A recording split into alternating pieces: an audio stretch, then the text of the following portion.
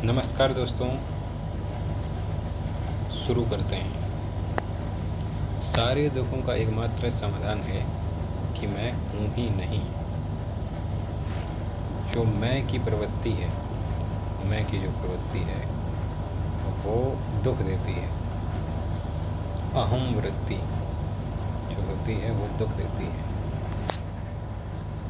मैं हूँ ही नहीं सारे दुखों का इलाज है, क्योंकि दुख मुझे होते हैं और मैं हूँ ही नहीं। जब मैं हूँ ही नहीं तो दुख किसको होंगे?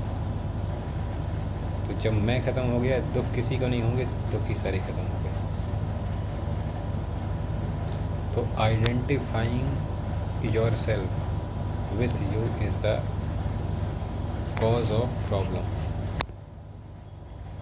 ये सब बोलने के लिए ठीक रहता है, बड़ी बड़ी चीज़ें यहाँ वहाँ से पढ़ लो, समझ लो, सुन लो और बोलो, कोशिश करो उसको, है ना, समझने का। लेकिन ये बोलना जितना आसान है, समझना उतना डिफ़िकल्ट है। बहुत डिफ़िकल्ट है इसको समझना। तो धीरे धीरे ही समझ में आता है।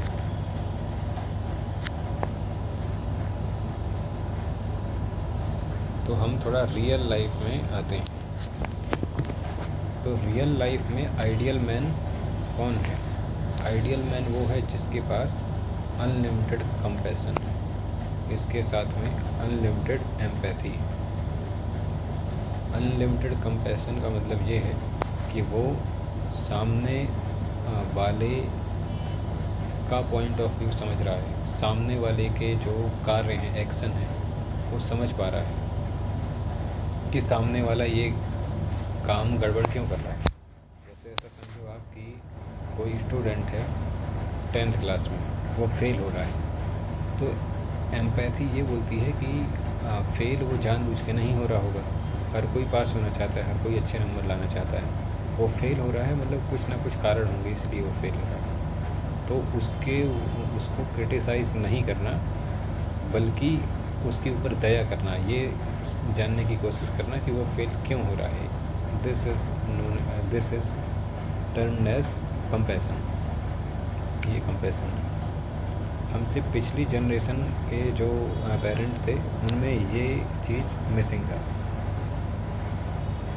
एम्पैथी मिसिंग थी। कंपैशन तो था, एम्पैथी मिसिंग थी। वो ये नहीं समझ पाते थे कि जो बच्चे हैं वो कुछ गड़बड़ कर रहे हैं, मान लो, तो वो ये सोचते थे कि ये गड़बड़ क्यों कर रहे हैं। उनको ये लगता था कि ये जानबूझ के गड़बड़ कर रहा है, या मेहनत नहीं कर रहा है, या रिजल्ट क्यों नहीं आ रहा है।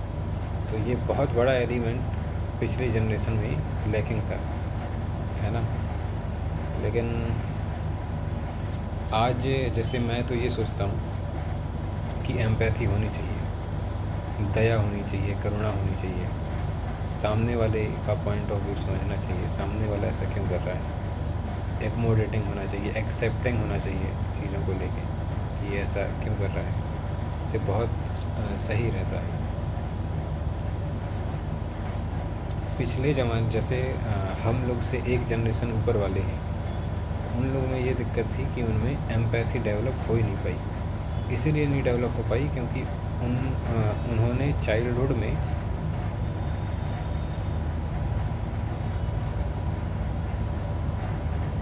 स्ट्रगल किया, क्योंकि उतने टाइम भारत में गरीबी थी। इन जनरल सब लोग, ज़्यादातर लोग गरीब हुआ करते थे, तो स्ट्रगल सबके जीवन में था। खाने को लेके, पीने को लेके, सर्वाइवल को लेके, हेल्थ फैसिलिटी को लेके, पढ़ने को लेके, ये सारी चीज़ें कम अवेलेबल थी। तो एम्पैथी क्या होता है, ये चीज़ डेवलप ही नहीं हो पाया, क्योंकि उनके माँ बाप ने वो सब उनको दिया नहीं। तो मेहनत करते थे, ये सब करते थे, तो ये सब हो ही नहीं पाया। हम लोग की जनरेशन में क्या हुआ कि खाना पीना जो है वो ठीक हो गया, हेल्थ फैसिलिटी सही हो गई, तो ये सब ठीक हो गया, कंपटीशन बढ़ गया। लेकिन तो पेरेंट्स की एक्सपेक्टेशन बढ़ गए कि कंपटीशन में अच्छा परफॉर्म करेगा बेटा मेरा, ये सब दुनिया भर का, तो बच्चे करने भी लगे। तो लेकिन पेरेंट्स कभी ये नहीं समझ पाए कि सामने वाला जैसे बच्चा फेल हो रहा है किसी चीज़ में या सही नहीं कर पा रहा है, तो ये जानने का प्रयत्न वो नहीं कर पाए कि ऐसा क्यों कर रहा है। उनका यही था कि क्यों नहीं कर रहा है, वो इतना दिमाग लगा ही नहीं पाए, क्योंकि उनकी खुद की कंडीशनिंग ऐसी थी। तो इसमें क्या उनकी गलती है क्या? बिल्कुल गलती उनकी नहीं है, बिल्कुल भी उनकी गलती नहीं है।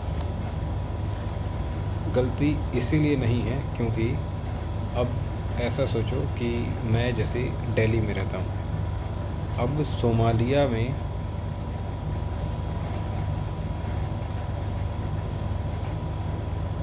सोमालिया में भूखमरी से बहुत लोग मर रहे हैं, है ना, हंगर की वजह से बहुत लोग मर रहे हैं। तो जो दिल्ली में रह रहा है ना, मिडिल क्लास मैन, तो वो इस चीज़ को फील नहीं कर पाएगा, क्योंकि दिल्ली, इंडिया, ये सब में अभी ये सब चीज़ें बहुत पहले हुआ करती थी, 20-50 साल पहले या 100 साल पहले। तो इस चीज़ को वो रिलेट नहीं कर पाएगा, उस चीज़ को लेके एम्पैथेटिक नहीं हो पाएगा, कंपैशन उसका उस चीज़ों में उतना नहीं हो पाएगा।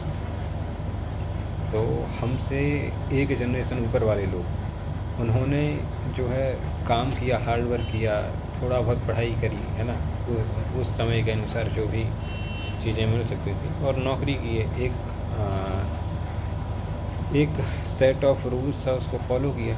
ज़्यादा कंपटीशन नहीं चला, बढ़िया पढ़ाई की, नौकरी कर ली, शादी कर ली, बच्चे पैदा कर लिए। तो ऐसा था उनका। हम लोग की जनरेशन में, सेंजी में ये दिक्कत है कि हम लोगों को ये सब तो मिला, खाना पीना, रहना, पढ़ना, ये सब मिला ज़्यादातर लोगों को, साथ में कंपटीशन भी मिला, एक्सपेक्टेशन भी मिले, है ना, बहुत ज़्यादा मतलब मेंटल चैलेंजेस फेस करने पड़े, नॉट सर्वाइवल बट मेंटल। और मेंटल ये चीज़ें हमारे पेरेंट्स लोगों ने, हमसे एक जनरेशन ऊपर वालों ने देखी नहीं थी, तो वो इस चीज़ को कभी भी नहीं समझ सकते, ये पॉसिबल ही नहीं। जो दिल्ली में बैठा हुआ है वो नहीं समझ सकता कि सोमालिया में हंगर की वजह से भूख से मर रहे हैं लोग, वो नहीं समझ पाएगा, वो सोचेगा कि ये दूसरी ही दुनिया चल रही है। इसी प्रकार जो एक जनरेशन ऊपर वाले हैं वो हम लोगों का क्राइसिस नहीं समझ सकते, चाहे जितना कर लें। जिसकी कंडीशनिंग 50-60 साल में एक टाइप की डेवलप हो गई है, तो उसको चेंज किया जा सकता है क्या? नहीं, बहुत मुश्किल है। तो करना भी क्यों, छोड़ो, इग्नोर करो, आगे बढ़ो। आप तो समझो, जैसे कोई बच्चा, आप जैसे टीचर हो, आप पढ़ाते हो, कोई बच्चा जैसे एवरेज परफॉर्म करता है, तो आप ये थोड़ी बोलते हो कि तू भाई टॉप क्यों नहीं कर रहा, तू 90+ मार्क्स क्यों नहीं ला रहा, 100 में नहीं करते। आप उसको लेट इट बी, कि जैसा है ठीक है, चलो कर दो। तो वैसे करके आप एक्सेप्ट कर सकते हो, rather than expecting. accept others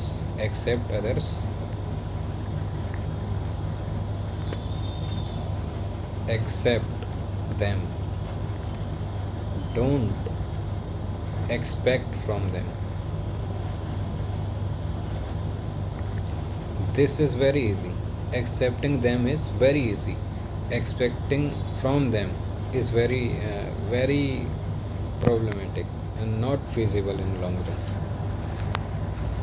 second topic है हमारा फॉरगिवनेस का मतलब क्या होता है? माफ़ करना किसी चीज़ को। तो इसमें सबसे पहले तो मैं जीसस क्राइस्ट का एक कोट लिखना चाहूँगा कि father forgive them for they don't know what they are doing. तो जीसस बोल रहे हैं अपने गॉड से कि माफ़ कर दो उन लोगों को पता नहीं है क्या कर रहे हैं।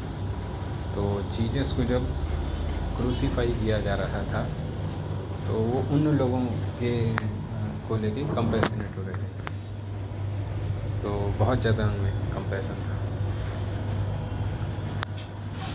तो ये तो बहुत मतलब बड़ी वाली बात हो गई। प्रैक्टिकल लाइफ में हम तो ऐसे हैं नहीं, हम ऐसे हो भी नहीं सकते, मैं तो यही मानता हूँ। तो प्रैक्टिकल लाइफ में फॉरगिवनेस का ये स्टेटमेंट में लिखा होगा,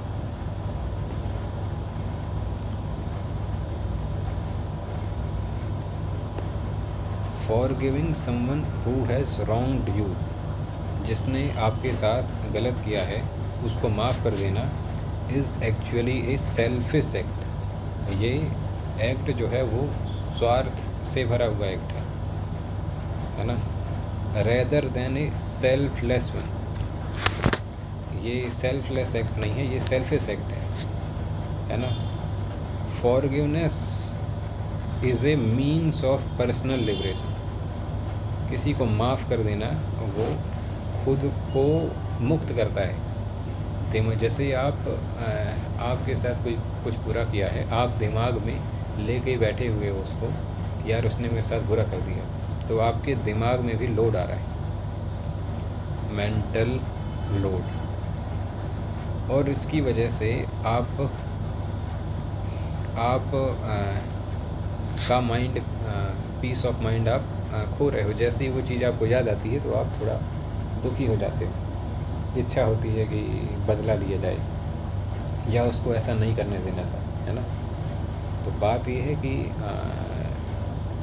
ऐसा तो हो गया है, जो हो गया है सो हो गया है। तो उसको माफ़ कर देने से ये है कि आपके दिमाग जो है, उसका जो दिमाग में जो कचरा बैठा हुआ है वो साफ़ हो जाएगा। तो इस हिसाब से आप बहुत सही कर रहे हो खुद को लेके। ये बहुत सेल्फिश एक्ट हो गया, क्योंकि आप माफ़ कर दे रहे हो तो आपके दिमाग का जो कचरा है वो हट गया है, बिल्कुल साफ़ हो गया है दिमाग। तो ये आपके लिए बहुत अच्छा है। और सामने वाले को आप जब माफ़ कर दोगे तो उसके लिए भी ठीक ही है ना। Holding on to grudges weighs us down emotionally. दिमाग में गिले सिकवे रखने से आप इमोशनली नीचे हो जाते हो, गिर जाते हो। Whereas forgiveness frees us from past.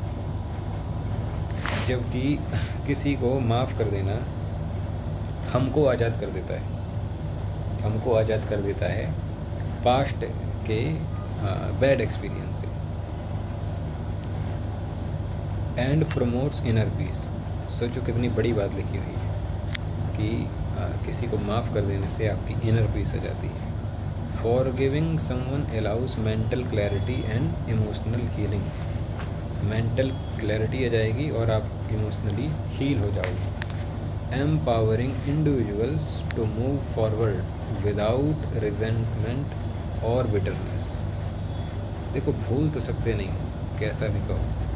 ऐसा तो है नहीं कि बटन दबाए और आपकी मेमोरी, दिमाग की मेमोरी एरेज हो जाए, वैसा तो होगा नहीं। तो आप माफ़ ही कर सकते हो, मतलब उसको सारे डायमेंशन एनालाइज करो, माफ़ करो, आप अपने दिमाग का जो है कचरा हटाओ। और कोई बोले कि यार ये बोलना आसान रहता है लेकिन एक्चुअल कर नहीं पाता, तो इसका मैं एक और बता रहा हूँ कि वो आपके लिए अच्छा है। दूसरा कि आप ये सोचो कि सामने वाले ने आपके साथ ऐसा किया तो कुछ ना कुछ कारण रहा होगा, बिना कारण तो कुछ नहीं होता है। तो उसकी कंडीशनिंग क्या रही होगी, उतने टाइम वो किस स्टेट ऑफ माइंड से गुजर रहा होगा, उसके एक्सपेक्टेशन आपसे कुछ रहे होंगे, है ना। हो सकता है कि वो कहीं का गुस्सा कहीं ट्रांसफ़र कर दिया हो, और कंडीशनिंग उसकी क्या हुई होगी, है ना। वो इतना ज़्यादा आइडियल या इतना ज़्यादा समझदार नहीं होगा कि पूरा चारों डायमेंशन सोचे और फिर बिहेव करे, है ना। बहुत सारी चीज़ें होती हैं। तो आप सोचो कि सामने वाले से गलती हो गई क्योंकि उसका कंडीशनिंग वैसी हुई थी, उसकी जो सर्कमस्टेंसेस है उतने टाइम की वो थी, परेशान भी हो सकता है वो उतने टाइम,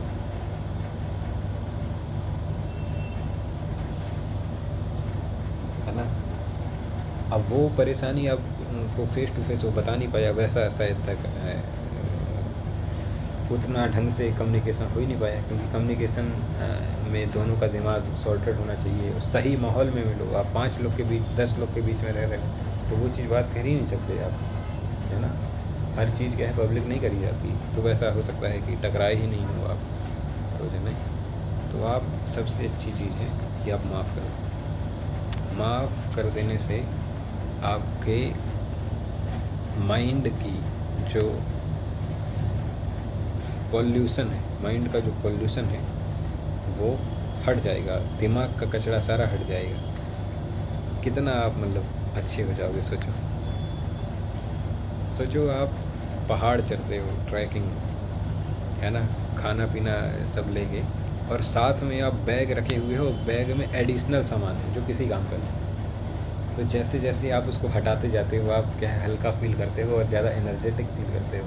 ऐसे दिमाग में जो भी ग्रेजेस हैं, जो भी कचड़े हैं, ज़्यादातर तो बैड एक्सपीरियंस तो आप भूल ही सकते हैं, कुछ नहीं, उसको जस्टिफाई कर सकते हो कि यार मेरे को उतने टाइम ये अच्छा लगता था तो मैं ये किया, है ना, मेरे को मज़ा आ रहा था तो मैं किया। भाई सिंपल सी बात है, आदमी मज़े के लिए काम करता है।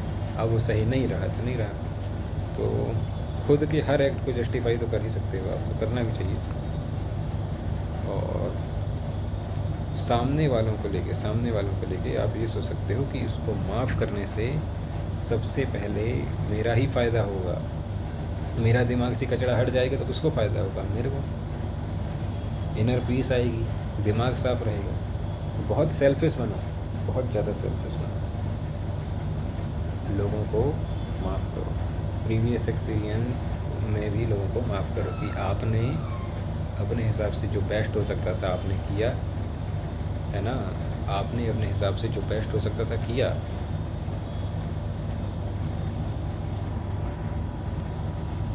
लेकिन सामने वालों ने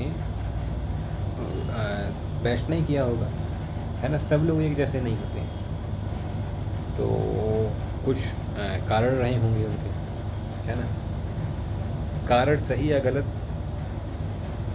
कुछ भी हो सकते हैं, आप कैसे डिसाइड करोगे क्या सही क्या गलत, है ना। कसाब की कंडीशनिंग हो गई, 26/11 कर दिया, वो मुंबई में आके कत्लेआम कर दिया, तो पैदाइशी कसाब तो हुआ नहीं रहा होगा, उसकी कंडीशनिंग हुई होगी, ब्रेन वॉशिंग हुई होगी, नहीं, है ना। फिर उसको क्लैरिटी मिली होगी कि यार मेरे को यही करना है, फिर आगे हुआ नहीं। हर चीज़ का कुछ ना कुछ कारण होता है, मतलब सैडिस्ट कोई नहीं होता। सैडिस्ट हो भी सकते हैं, लेकिन generally day to day life में हम देखते हैं तो सैडिस्ट मतलब दूसरों को परेशान करके खुश होना ये नहीं होता है। ऐसा भी हो सकता है कि आप बहुत सारे अनवांटेड एक्शन किए होंगे दूसरे को लेके, तो दूसरे वाला भी थोड़ा बहुत रेसिप्रोकेट किया हो, एक्शन का रिएक्शन किया, लेकिन रिएक्शन आपको बहुत ज़्यादा हर्ट कर गया। बहुत मतलब कॉम्प्लिकेटेड, लेकिन कंक्लूजन यही है कि आप माफ़ करो, मतलब लोगों को आप माफ़ करो, उससे आपका दिमाग साफ़ हो जाएगा। और आप मतलब आइडियल स्टेट, आप यही तो चाहते हो कि दिमाग में कुछ ग्रजेस ना रहे, कचरा ना रहे, साफ़ रहे, यही तो चाहते हो। तो आप माफ़ करो, सबसे अच्छा माफ़ करो, भूलो माफ़ करो, नहीं भूल सकते माफ़ करो। कोई कारण होगा कि सामने वाला कुछ गड़बड़ किया होगा, तो वो कारण कुछ ना कुछ होगा, तलाश लो, जस्टिफाई कर लो। कुछ आप गलती भी किए होगी। आप यदि बुद्ध महात्मा और आइडियल पर्सन होते तो लोग आपसे नहीं, हो सब अच्छा रहता। आप जब अच्छे हो तो सब लोग आपके साथ अच्छे बिहेव करेंगे। आप कहीं हगे होगे तब जाके आपको आपके साथ गड़बड़ हुआ, है ना। तो मैं वही बोल रहा हूँ कि everyone behave as per their conditioning, अपनी कंडीशनिंग के अनुसार लोग व्यवहार करते हैं। While thinking of expectation, always keep in mind others' conditioning point of view circumstances.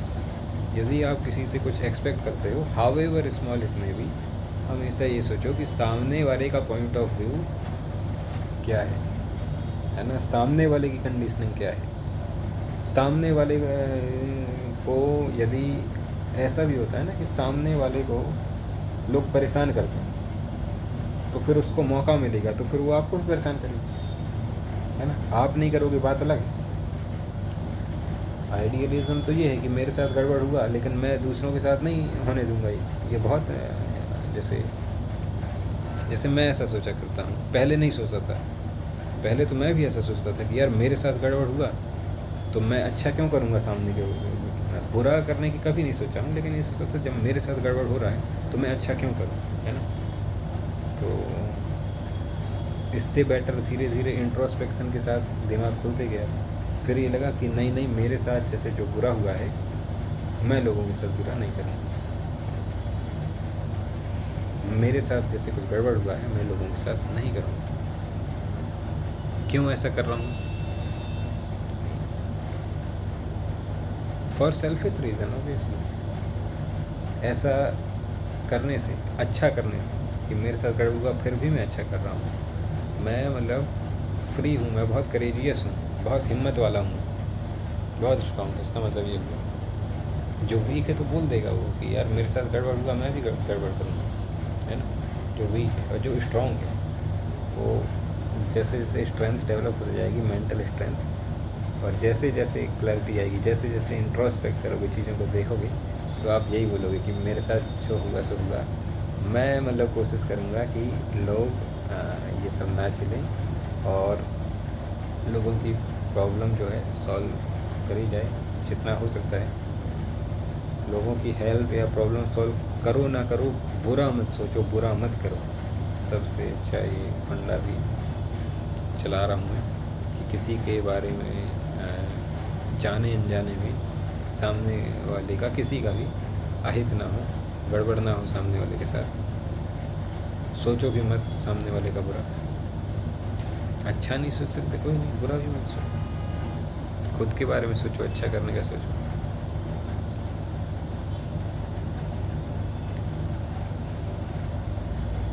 Never expect idealism of your own from other. आपका जो खुद का आइडियलिज्म है वो दूसरों से एक्सपेक्ट मत करो, क्योंकि आपका भी जो आइडियलिज्म है वो गॉड गिफ्टेड नहीं है, वो आया है आउट ऑफ सर्वाइवल मोड, मतलब वो सर्वाइवल मोड से आ रहा है। वो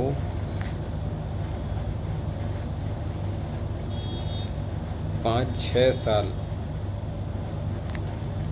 है ना, कॉन्टिन्यूस सफरिंग, एलिमिनेशन, सफरिंग, है ना, सफरिंग को रिड्यूस करने, है ना, करते हुए आ रहा है कि 5-6 साल में खूब सफरिंग हुई, है ना। तो धीरे धीरे ये समझ में आया कि यार सफरिंग होती है तो हमको लोगों को सफ़र नहीं करवाना है ना, लोगों को हर्ट नहीं करना है, क्योंकि हमको कोई हर्ट करता है तो हमको अच्छा नहीं लगता है ना। तो ऐसे मेंटली भी कि अपनी बातों, जैसे कोई हमको कुछ बोल देता है, हमको बुरा लगता है, तो हम भी यही कोशिश करते हैं कि हमारी बात का लोगों को बुरा ना लगे। एक्सपेक्टेशन जो आपका, आइडियलिज़म जो आपका डेवलप हो गया है वो 5-6 साल पहले से था नहीं, थोड़ा बहुत अभी डेवलप हुआ है, ज़्यादा भी नहीं, थोड़ा ही बहुत हुआ है। तो वो सर्वाइवल की वजह से डेवलप हुआ। अकेले हो गए आप, कोई है नहीं आगे पीछे, ऊपर नीचे, तो फिर बचना तो है। हिंसक बन के आप ज़्यादा कर नहीं सकते, है ना।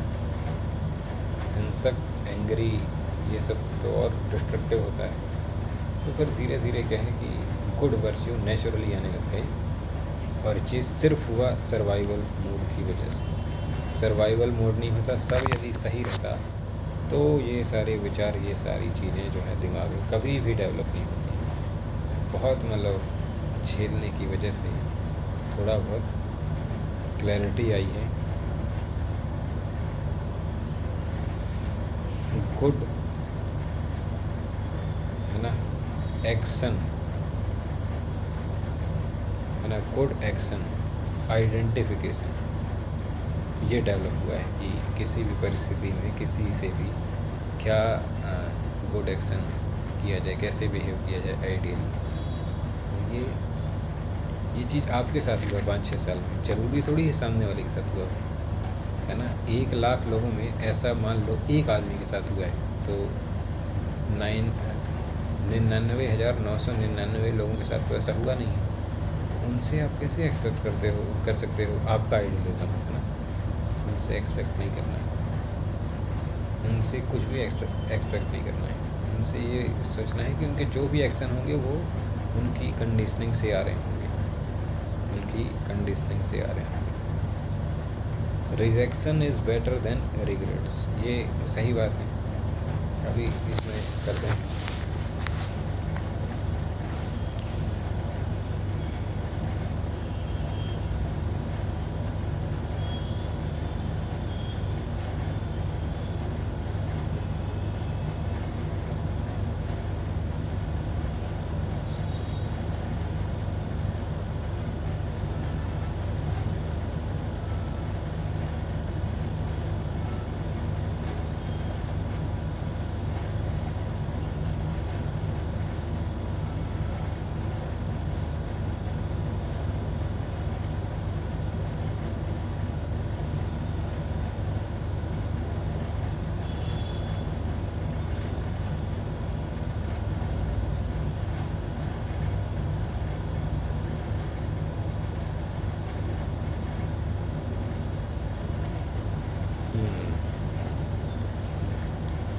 ऑब्जर्वेशन बढ़ाओ आप, है ना।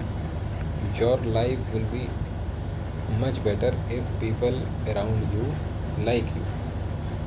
तो आपको कोशिश करना है कि आपके पास वाले लोग आपसे हेट ना करें, चले नहीं आपसे, है ना। ज़्यादा आप ब्रैगिंग कर दो, होशियारी दिखा दो, चलने का मौका दे दो, तो फिर सही नहीं रहेगा। इससे अच्छा लो की बनने में ज़्यादा फ़ायदा है, लो की बन के रहो। ऑब्ज़र्व करो ज़्यादा, है ना, बोलो कम। जितना ज़्यादा आप सराउंडिंग को ऑब्ज़र्व करोगे उतना ज़्यादा मतलब आप सही रह पाओगे लोगों के बीच। Observation is the key, observation is the key. लोगों के फेस एक्सप्रेशन पढ़ना शुरू करो, है ना। लोग क्या सोचते हैं वो ऑब्ज़र्व करने की कोशिश करो।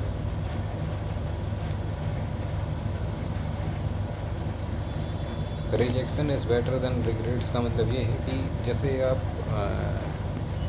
डरते हो कुछ चीज़ करने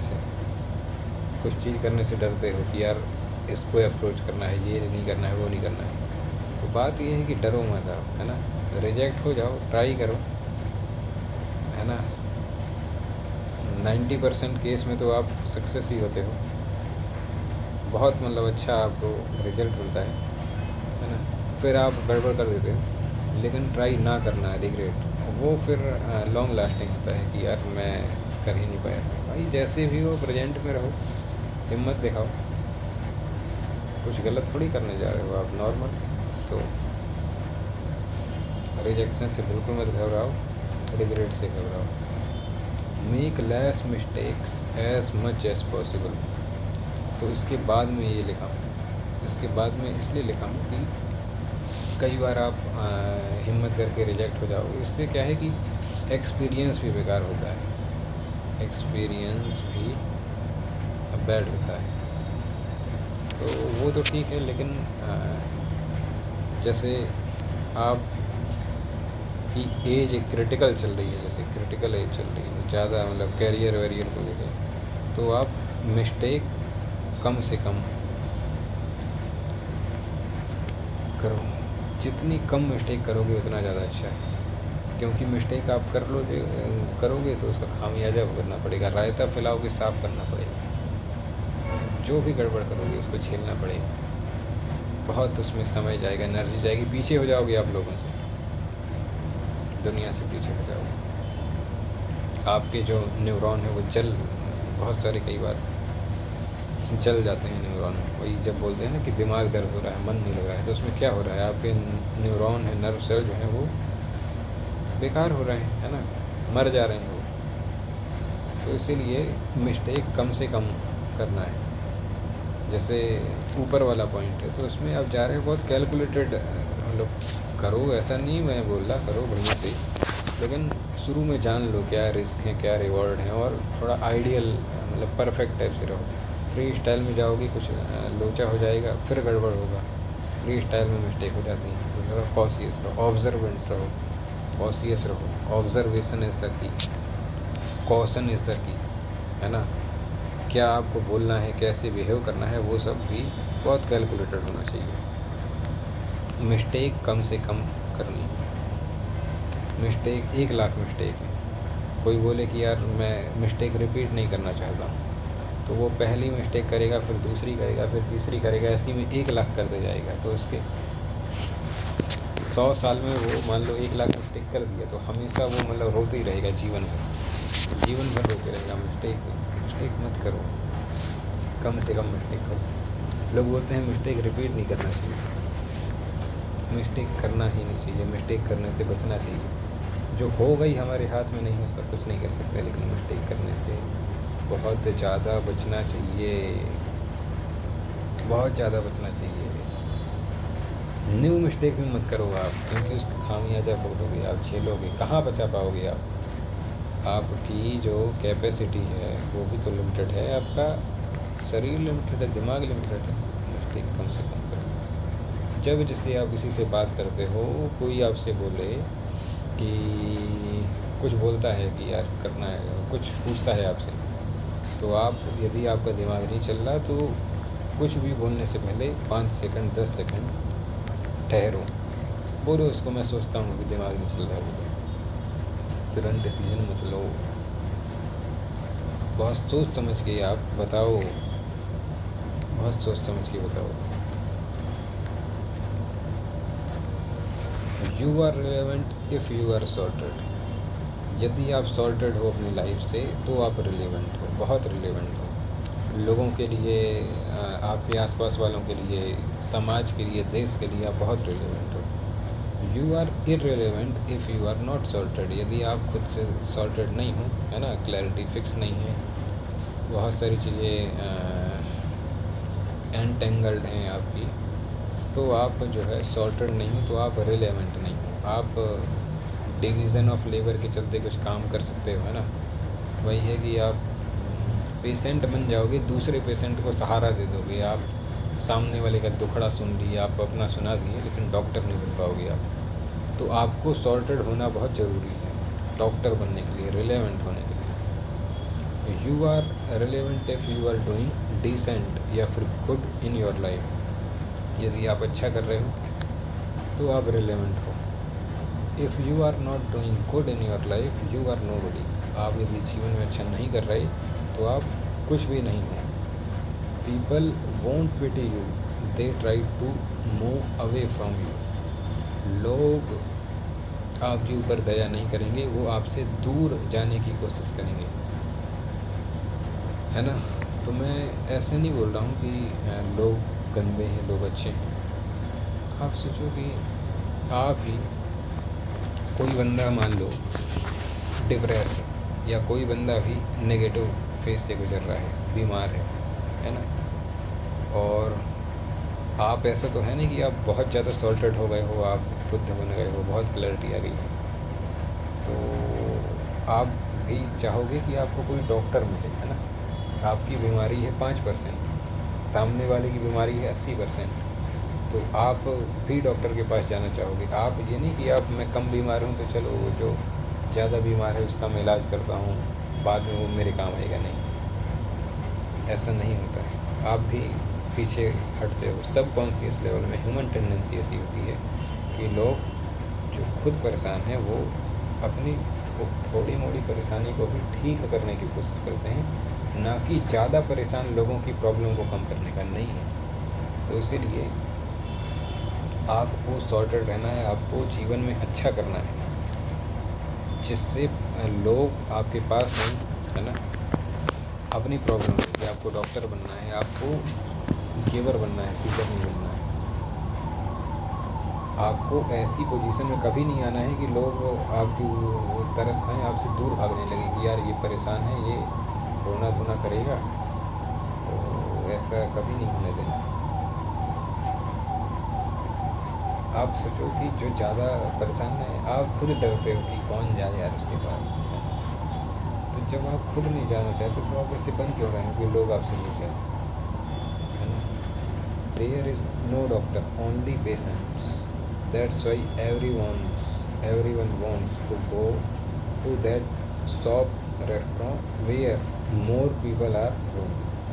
You also went to sorted and happy people, not to sad people. आप खुद खुश लोगों के पास जाते हो, है ना, दुखी लोगों के पास नहीं जाते हो. तो कंक्लूड करते हैं आज की वीडियो को. पहला, फॉरगिव,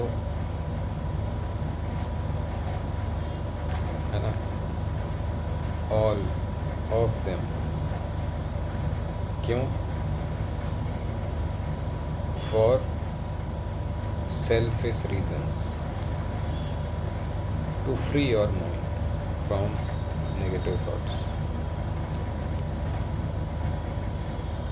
सोचो कि कैसे सामने वाले की कुछ कंडीशनिंग हुई होगी, या दिमाग ख़राब हो गया होगा, या कुछ बेकार लग गया होगा उसको, बहुत सारी चीज़ें, उसकी वजह से वो सही बिहेव नहीं किया है ना.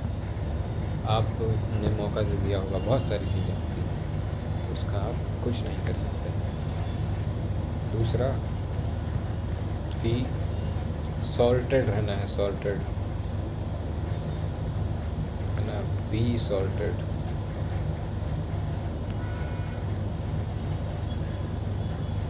तीसरा, empathy, imbibe, empathy and compassion. Compassion और एम्पैथी अपने अंदर आपको एम्बाइब करनी है. चौथा, एक्सपेक्टेशन अपने आइडियलिज्म के हिसाब से नहीं रखने हैं. नॉर्मल एक्सपेक्टेशन आप रख सकते हो, एक्सपेक्ट, है ना, एज पर अदर्स कंडीशनिंग, जो कि आपको पता नहीं है. इसीलिए मैं बोल रहा हूँ कि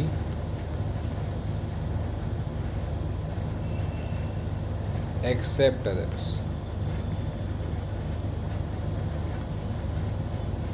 एज दे आर.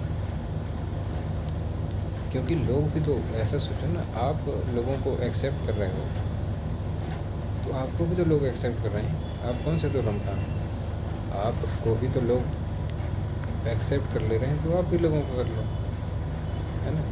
डाइवर्सिटी है तो आप भी करो. एक्सपेक्ट कम करो, एक्सपेक्ट फ्रॉम योर सेल्फ, अपने आप से एक्सपेक्ट करो. पांचवा, अमृतस्य पुत्र है, अमृतस्य पुत्र, अमृत की औलादें हो आप, असीम शक्ति लेके पैदा हुए, असीम शक्ति, अमृत की औलादें हों आप, असीम शक्ति है. तो फाइटर रहो, फाइटर, लड़ो, ना डरो.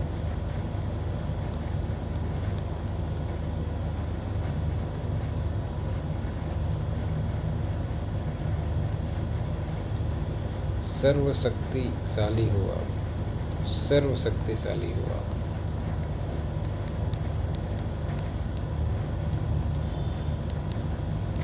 ये जानो, ये मानो, ये जानो, ये मानो.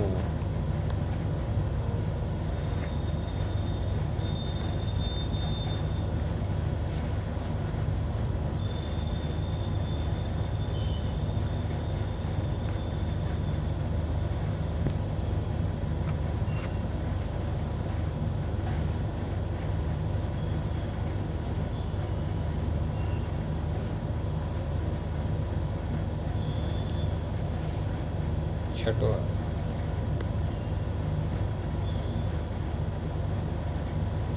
ज़्यादातर जो दुर्बलता है वो मानसिक होती है ना.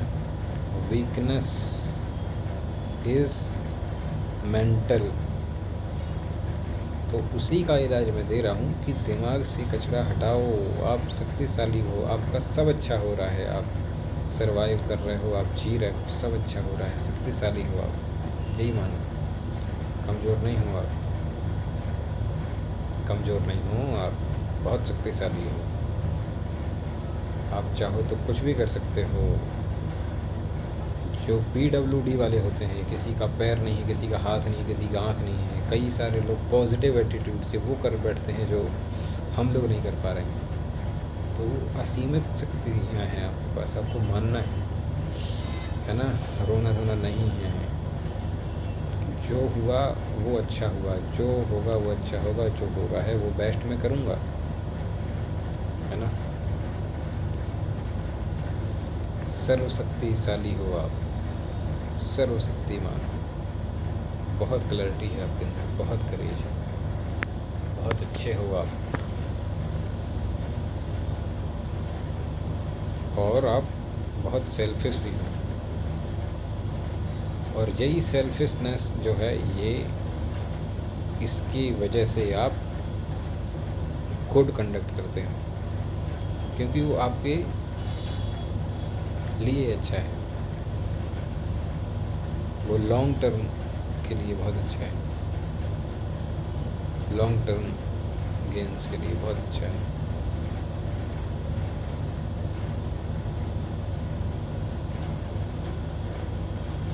आठवां, become more observant to your surrounding। अपने सराउंडिंग में चीज़ों को ऑब्ज़र्व करना चालू कर दो। सामने वाले के फेस पढ़ो, रीड करो, है ना। क्या सोच रहा होगा, ये क्या है, ये ऑब्ज़र्व करने लग जाओ। ये बहुत ज़रूरी है, इससे बहुत फ़ायदा मिलेगा।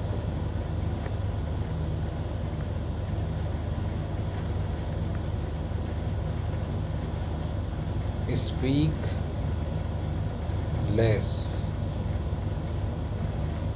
है ना। When with people,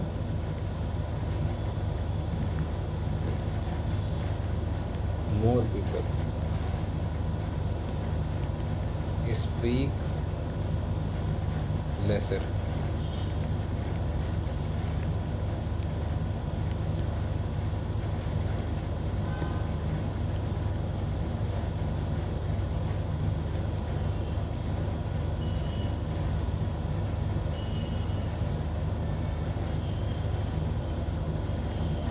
Don't chase anyone,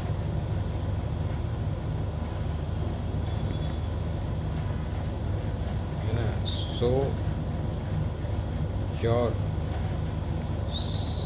personality to people, if they, and give them freedom, give them freedom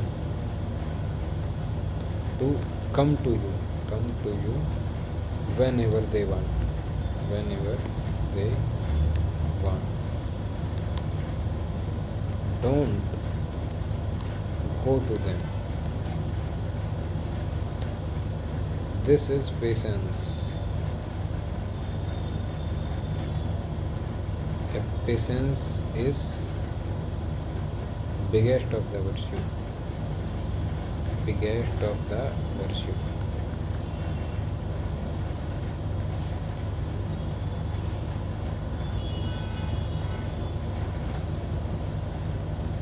You are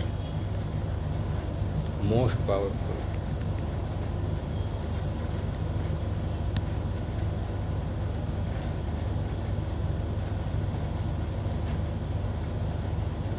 most intelligent।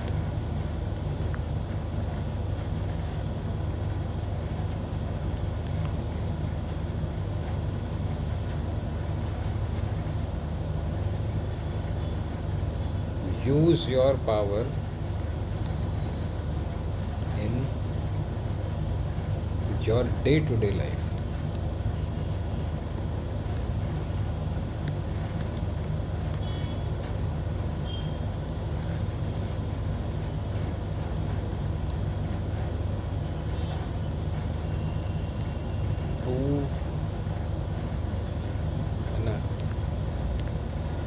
Show your capabilities to yourself daily, है ना। अपने आप को दिखाओ कि आप क्या कर सकते हो, खुद कर करके दिखाओ। तो ये बहुत ज़रूरी है। ठीक है, फिर ओवर करते हैं। चलिए bye bye, see you, Tata.